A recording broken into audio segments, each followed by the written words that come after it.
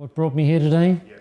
Yeah. Today we were about trying to design the Robinhood architecture with some possibility to get into their social structure, but basically trying to find out what it is they want to build and turn that into an actual digital design, an IT style design. We've made a bit of a start of that and, well, hope to do some more. Would you like to read that and then see if you have a... Right, let's give this a go, shall we? Yeah. Let us imagine. What do we actually want our world to become? Not as it presently is and is becoming with finance on the blockchain, not as financial technologies are presently used, but how we wish them to be used. Let's imagine that the year is now 2020. A 5-year plan, 2020 vision. Capital is distributed and a P2P relation. Okay. That there are no banks, at least not as they exist today, and that finance has increasingly become free of its current misuse. That it has become free to create new kinds of social relations. What would this look like? What should this look like? What if you and I commanded the forces of finance? What would it mean? Now, perhaps I'll keep the questions. Okay. And you want me to answer those questions? You can choose one, you don't have to do all three. What should it look like? I think it should look like an individual able to control their financial identity on their own platforms, within their own protected layers and their own, if you like, cryptography, in a protected environment. I think the notion that we subjugate ourselves to the larger players of the world, including clouds, including governments, including Googles and Facebooks and what have you, is moving in a direction which ultimately is will face limits to growth. It will be too big and eventually it will crack under its own strain.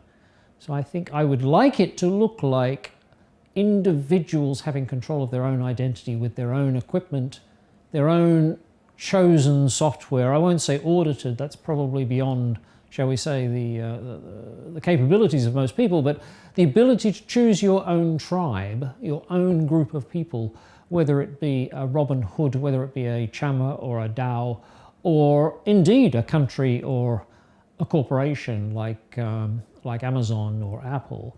I think that would be how it should be.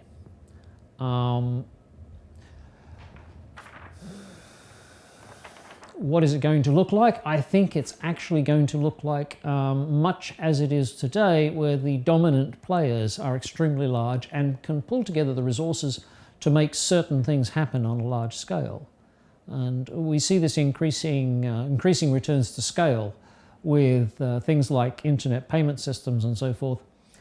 With internet payment systems, it has been terrifically hard to get them off the ground from one person's efforts. Yes, of course, Bitcoin managed that, Satoshi Nakamoto managed that, but there have been thousands of failures before that. In the alternate, a lot of banks have tried to do it as well, and they have failed. A lot of governments have tried to get in there. They have failed. But gradually, as time goes on, Apple have managed to do it with Apple Pay, and they're proceeding along those lines.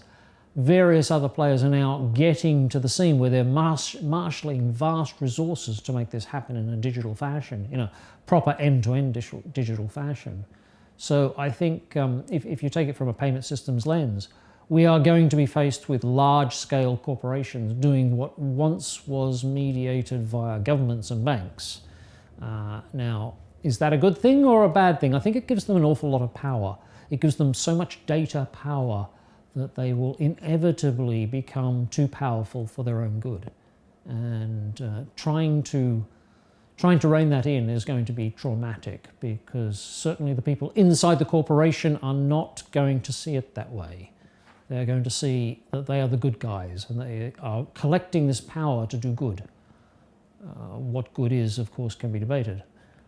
So in a sense, I think the problem we face is that a lot of these complexities are too expensive for small groups to dominate, for small groups to get close to.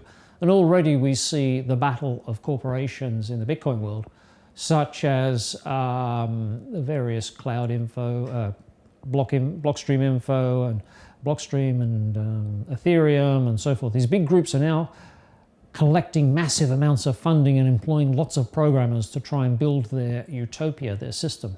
And already the scale is starting to sweep aside the individual spirit and the small scale thinking that we actually want to thrive. So I think you're going to see some humongous companies come out of this particular venture.